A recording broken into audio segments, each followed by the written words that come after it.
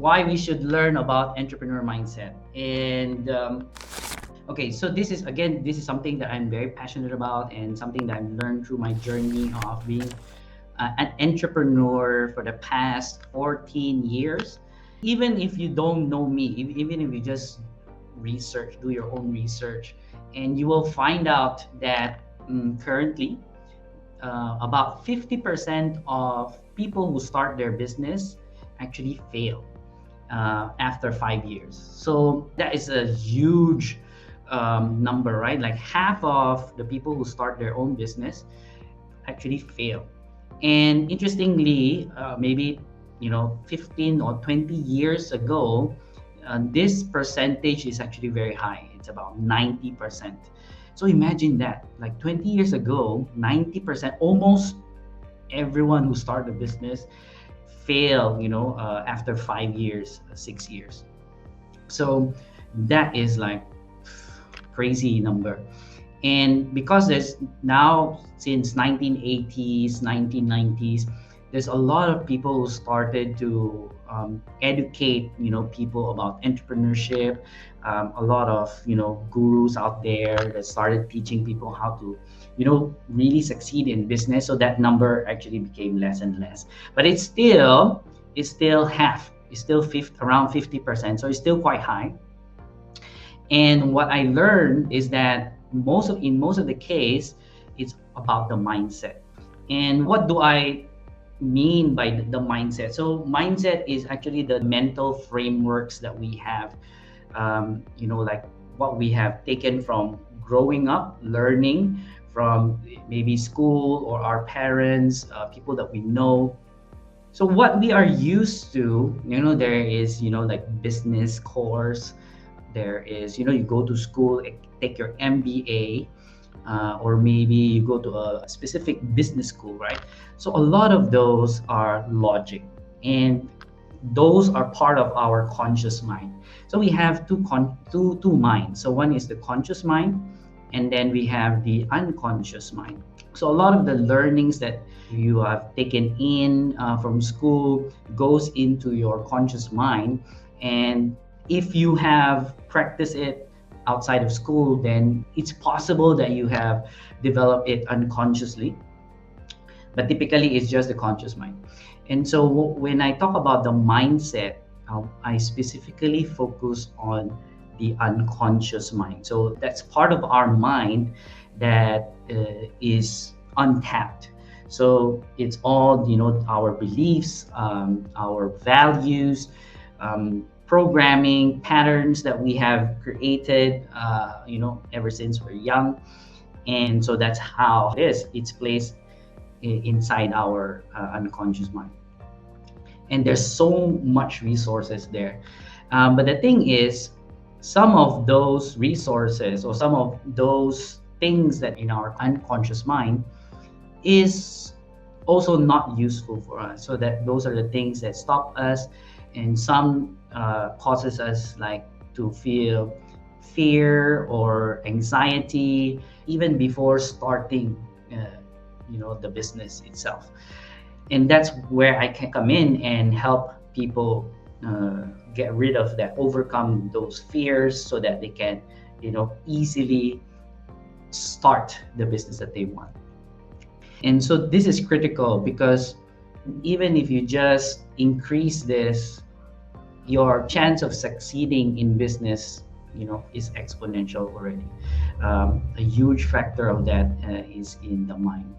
And so one of the things that I talk about when I train people when it comes to entrepreneurship is we have what I call a construct. So I spoke about frameworks earlier, right?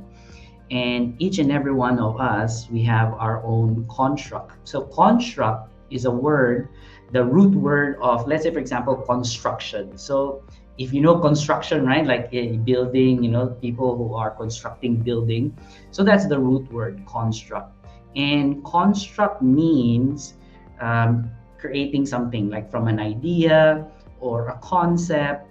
And each and every one of us have different constructs. So our job is to become more aware of our different constructs, because that's why self-awareness is so critical.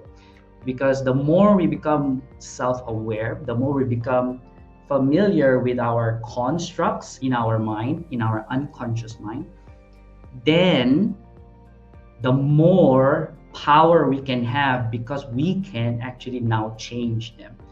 You know, after awareness comes choice. So now we have a choice, like, oh, okay, do I want to keep this construct because it's working for me?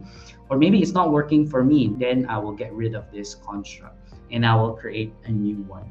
So that is the amazing thing that we have, as long as you are willing to dig deep and know yourself more. You know, in coaching, we have what we call a blind spot. So a blind spot is something that you cannot see. Like, you know, when you are driving, if any of you know how to drive, and you know, when you are driving, you look at the side mirror and you can see cars on the side, but there is a spot there, you know, a certain angle that you won't be able to see the cars on the side, right? So that's called a blind spot. So in our mind, we also have blind spots. And the job of a coach, or let's say, for example, a mentor, is to help you identify those blind spots. And that's what I do. And the more you can identify those blind spots, the greater your self-awareness will be, right? So that's why it's so important to learn about entrepreneurial mindset. You know, like, what does it take to be a successful entrepreneur? Because then your chances of succeeding in business increase dramatically, right? So final words on this is that, remember, your business, when you start a business, the growth of your business will depend on your own growth as an entrepreneur. So that's how critical your own entrepreneurial mindset is. Because, you know, the better you become, the wider, the more expanded your mindset is, the bigger your business becomes as well, right? Yes. So I hope I've answered that question. How do you manage your business from doing? Yes, how do I manage my business? So far, based on my experience, I have started two types of businesses. So one is me as a solo entrepreneur, so that's called solopreneur. And then the other type of business is wherein I have business partners. So, and how I manage my business as a solopreneur, I have a mindset that I will actually do whatever it takes to, you know, make my business successful. And because since I'm the only one and I do most of the things, I'm very hands-on. But what I learned in my journey is to use the 80-20 rule, right? So let me type that as well. The 80-20 rule. So this is called the Pareto principle. The 80-20 rule is basically, if you can analyze your business, you will see that 20% of the business activities that you do results into 80% of your whole business, right? So let's say, I'll give you a very good example. When I was doing sales in training, and so I can focus on getting, you know, people one by one enrolled into a program, or I can speak to a company and this company will send, you know, like maybe 10-15 people to my program.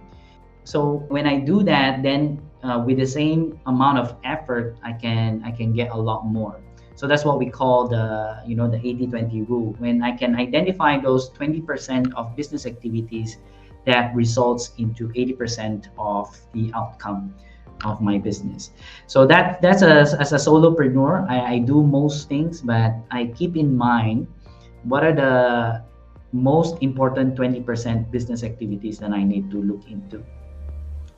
Then when it comes to having business partners, the way to manage the business, I think The most important thing is really understanding each one's strengths and leveraging on them, which sometimes can be easy, sometimes not so. The more clarity that you can have in those strengths, then you can move faster as a team, that group of business partners.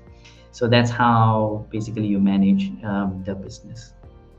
Good, thank you very much. Oh, hey there.